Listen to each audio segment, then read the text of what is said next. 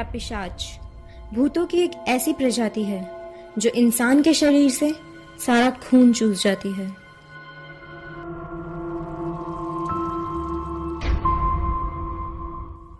नमस्ते दोस्तों, हमारी आज की ये कहानी हमारे सब्सक्राइबर्स की रिक्वेस्ट पे बनाई गई है। हम कोशिश करेंगे कि आपके बताए सभी टॉपिक्स पर हम जल्द से जल्द वीडियो ला पाए। तो आइए शुरू करते हैं हमारी आज की ये कहानी। मेरा नाम सिमरन है और मैं उत्तर प्रदेश की रहने वाली हूँ। मेरी दोस्त सुनीता से मेरी दोस्ती 12वीं कक्षा में हुई थी, जब मैंने मेरे नए स्कूल में दाखिला लिया था। हम दोनों काफी अच्छे दोस्त बन गए थे और एक दूसरे के घर भी आना जाना लगा ही रहता था। मेरी दोस्त सुनीता के पिता बड़े ही मन मौजी वाले इंसान थे और वो भूत प्रेतों जैसे किसी भी चीज में विश्वास नहीं रखते थे। लेकिन 2 साल पहले उनको एक पिशाच ने पकड़ लिया और उसके बाद उनका जीवन जैसे नरक ही बन गया। न वो ठीक से खा पाते थे, न ही ठीक से सो पाते थे। इसी वजह से एक दिन मैं उनका हालचाल पूछने उनके घर पहुंच गई, पर मेरा वहां जाना मेरे लिए ही भारी पड़ गया। मैं उनके पास जाकर बैठी ही थी कि उन्होंने मेरे बाल पकड़ लिए और जोर जोर से चिल्लाने लगे, तू पूछेगी मेरा हाल? तू 16 साल की बच्ची मेरी शक्तियों का आंकलन करेगी? मैं इसी वक्त तेरे शरीर से सारा खून पी जाऊंगा।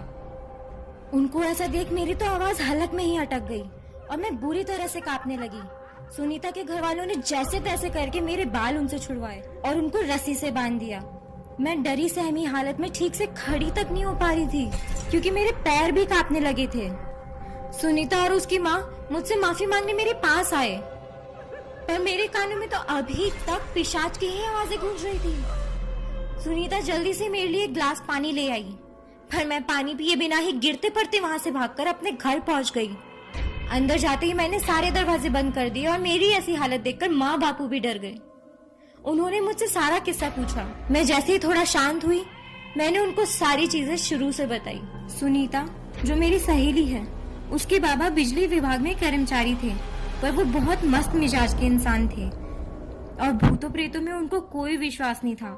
इसलिए वो भूतिया जगहों को चुन चुन कर घूमने जाते और पारलौकिक शक्तियों को ललकारते। वो अक्सर तांत्रिक और अघोरियों के भी मजे लेते रहते थे।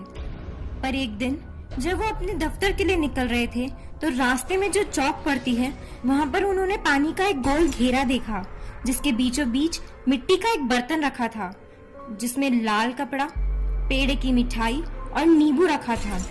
क्योंकि सुनीता के बाबा इन सब को नहीं मानते थे, उन्होंने वो सब उठा लिया और अपने साथ दफ्तर ले गए।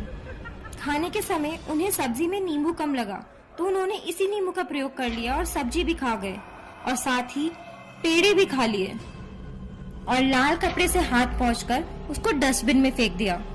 कुछ देर बाद उनका सर दर्द से फटने लगा और 2 घंटे बाद ही उनको खून की उल्टियां हुई, जिसको देखकर दफ्तर वाले डर गए और उन्हें अस्पताल ले जाना पड़ा।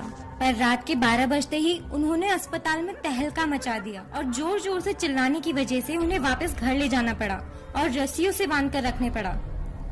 दिन पर दिन उनकी हालत बिगड़ती ही जा रही थी। कभी कभी उनका पेट 9 महीने की प्रेग्नेंट औरत जितना फूल जाता तो कभी कभी उनका पेट अंदर ही घुस जाता। वो दिन रात गंदी गंदी गालियां निकालते रहते और खून पीने की तलब के चलते वो अपने ही परिवार वालों पर हमला करते रहते। उनकी ऐसी दशा अगले 3 महीने तक रही।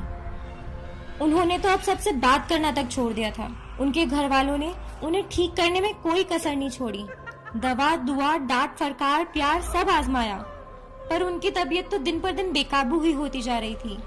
अंत में तो डॉक्टर ने भी हाथ खड़ा कर दिया और कहा इसकी बीमारी हमारी समझ के बाहर है। तभी एक चमत्कार हुआ और एक अघोरी साधु उनके घर आए। उन्होंने सिर्फ इतना कहा कि तुम्हारे घर में जो भी बीमार है उसे मेरे सामने लेके आओ, मैं उसकी बीमारी को अपने साथ ले जाने आया हूँ। अघोरी बाबा ने सिर्फ इतना कहा, जाकर कुछ पेड़े ले आ, एक नींबू और साथ में लाल कपड़ा भी ले आ।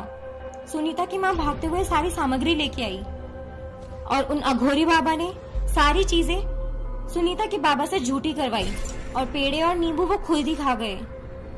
लाल कपड़े को अपने गले में बांध दिया और फिर पानी के एक लोटे को सुनीता के पिता के चारों तरफ घुमाने लगे और खुद ही वो पानी भी पी गए और बिना कुछ कहे, बिना कुछ लिए वहां से चले गए।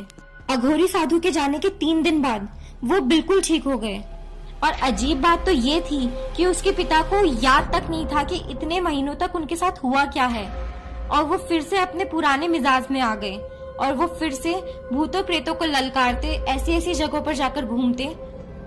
उनको याद भी नहीं कि उनके साथ क्या हुआ था। तो दोस्तों, आशा करते हैं आप सभी को हमारी आज की वीडियो पसंद आई होगी। अगर ऐसा है तो प्लीज इसे लाइक करिए और शेयर करिए, साथ ही में कमेंट भी करिए, साथ ही सब्सक्राइब करिए हमारा चैनल और पास ही में मौजूद बेल आइकन को भी दबा दीजिए ताकि आने वाली सभी वीडियोस की नोटिफिकेशंस आपको यूं ही मिलती रहे।